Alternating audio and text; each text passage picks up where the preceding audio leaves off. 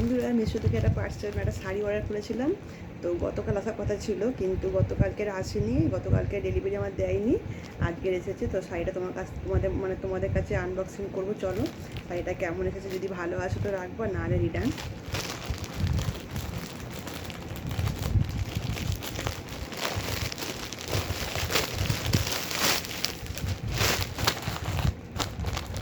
মনে হয় না শাড়িটা আমার পছন্দের মতন এসেছে, আমি যেরকম চেয়েছিলাম।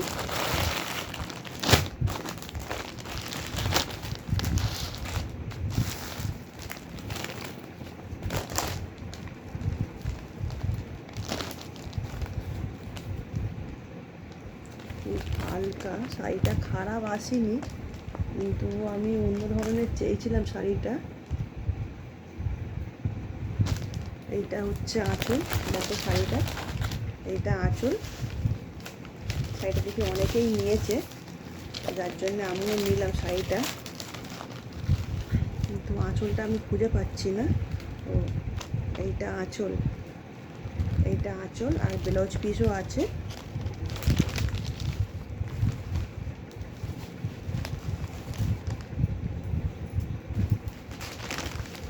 ব্লাউজ পিসটা কোথায়, আমি পুরোটাই খুলতে হবে শাড়িটা।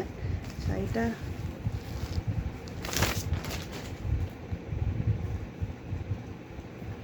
খুব একটা ভালো আসেনি আর খুব একটা খারাপ আসেনি, কিন্তু আমার পছন্দ হয়েছে।